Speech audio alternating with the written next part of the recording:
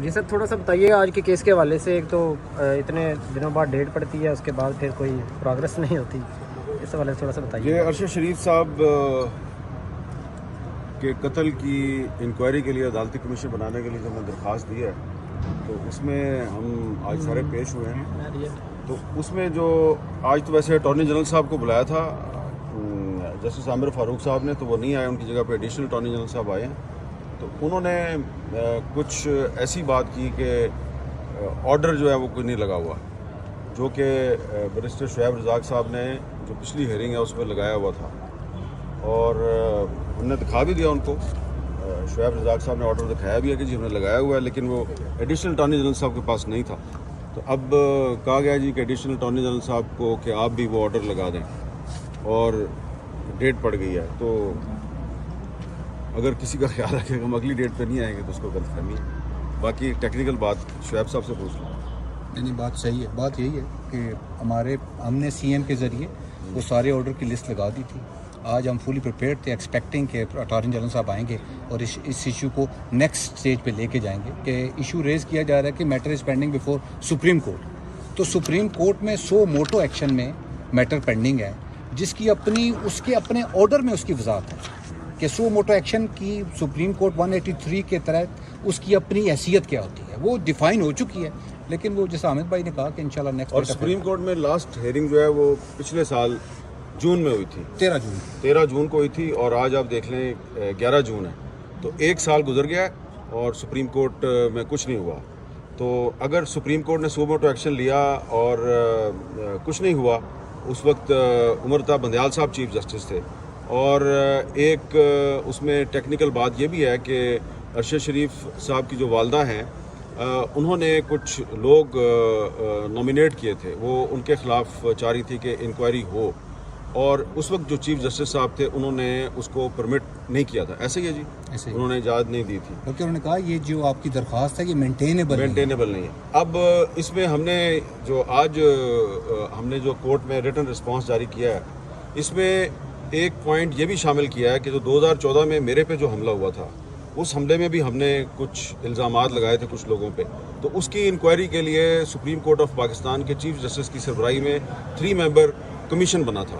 تو اگر وہ 2014 میں کمیشن بن سکتا ہے تو 2024 میں کیوں نہیں بن سکتا؟ سر کمیشن کا کیا ہوا؟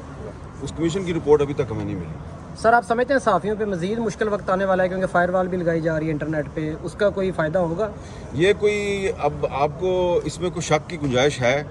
یہ تو ابھی جب مسلم لیگ نون کی حکومت نہیں آئی تھی تو اس وقت سے میں نے کہنا شروع کیا تھا کہ یہ جب آئیں گے تو یہ نہ صرف عدلیہ سے لڑیں گے بلکہ میڈیا سے بھی لڑیں گے. تو اب انہوں نے لڑائی تو شروع نہیں کی، انہوں نے تو اعلان جنگ کر دیا ہے. جو پنجاب میں جو حد کے ضد کا قانون جاری، اور جو یہ عمران ریاض صاحب جو ہے انہوں نے حج پہ جانا ہے، تو ان کو حج پہ نہیں جانے دے رہے.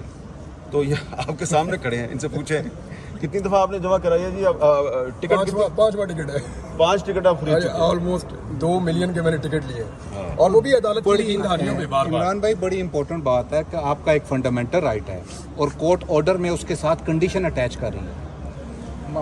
Very humble student. اس کا نا ون لائنر یہ ہے کہ میں جن دیواروں میں ٹکرے مار کے چیف جسٹس اسلام آباد ہائی کورٹ کے پاس آیا تھا کہ جی میں نے 1.5 مہینہ وہاں پوری محنت کی ہے، کوشش کی ہے کہ یہ نظام، یہ حکومت میرا نام نکالے اور میں حج پہ جاؤں.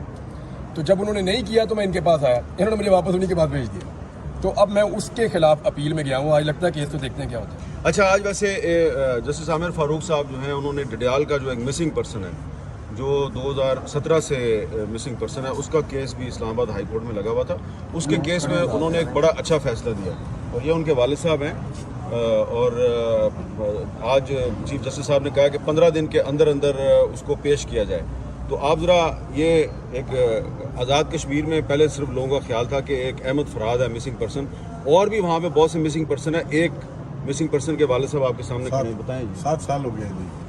آپ بتائیں کیا ہوا تھا تھوڑا سا. 7 سال. میرا بیٹا جو ہے وہ ایک نام بتائیں اس کا. شاپنگ سینٹر میں تیمور ارشد قاضی شاپنگ سینٹر میں کام کر رہا تھا. اس کو 12:30 بجے کے قریب 13 جولائی 2017 کو اٹھا لیا گیا، اور پھر دوسرے دن گھر بھی آئے، گھر پہ بھی ریڈ شیڈ کیا. وہ اس کے آفس میں بھی دوبارہ گئے، وہاں اس کا فون تلاش کیا. وہ اس دن سے لے کے آج تک مجھے कोई पता नहीं है कि मेरा बेटा किधर है, कहाँ है, कैसे है। सर आपके बेटे का कसूर क्या था मालिक? कसूर तो यही बताएंगे। इसमें जो सबसे अहम बात है वो ये है कि जो commission for the missing persons है उसने उसकी तैमूर की रिकवरी के लिए 2021 में 28 अप्रैल 2021 में लेटर लिख दिया कि ये बंदा सीटीडी ने उठाया हुआ है और इसको हमारे पास 2 हफ्ते के अंदर पेश करें। जब ये लेटर चीफ साहब के सामने पढ़ा गया तो फिर उन्होंने ऑर्डर दिया कि विद इन 2 वीक्स इस बंदे को पेश किया। हालांकि उसमें लेटर इशू करने में जेआईटी भी शामिल है, आज़ाद कश्मीर की पुलिस की तमाम तरह वसाइल उन्होंने शामिल किए। तो ये 2017 में जब उसको उठाया गया आज़ाद कश्मीर से तो मुस्लिम लीग नून की हुकूमत थी। 2021 में जब उसका commission for the missing persons ने प्रोडक्शन ऑर्डर जारी किया तो पीटीआई की हुकूमत थी। अब 2024 में इस्लामाबाद हाई कोर्ट के चीफ जस्टिस आमिर फारूक साहब ने 15 दिन में उसको पेश करने का हुक्म दिया है। तो दोबारा मुस्लिम लीग नून की हुकूमत आ चुकी है और मुझे उम्मीद है कि 15 दिन बाद उसको पेश कर दिया जाएगा। ऐसा ना हो कि कुछ अरसे के बाद जब दोबारा इस केस की हेयरिंग हो तो कोई और हुकूमत आ चुकी हो। Thank you. तारीखी शख्स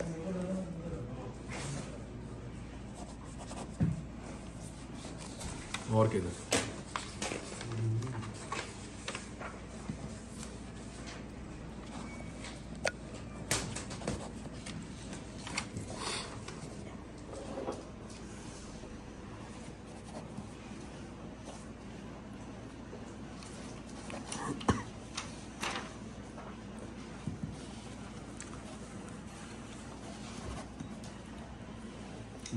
हो गई जी? ये सर किस चीज़ के फाइल है?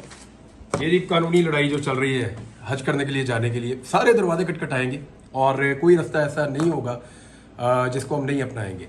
जिन जिन महकमों में जिन जिन दफ्तरों में हमें कहा गया हम वहाँ गए, हर कानूनी रास्ता हमने इख्तियार किया। अदालत में गए, अदालतों में लंबा केस लड़ा, इंटीरियर मिनिस्ट्री में पहले भी गए, FIA को भी फेस किया और तमाम मुकदमात लड़ने के बाद जीतने के बाद अभी तक मैं हज पे नहीं जा पा रहा। अब मैं एक नई ये कानूनी हमने एक नई दस्तावेज तैयार की है, दोबारा से जाएंगे और जो अभी तक हमें हमारा राइट नहीं मिला उसको मांगेंगे। मैं दरवाज़ा खटखटाता रहूँगा जब तक वो खुलेगा नहीं।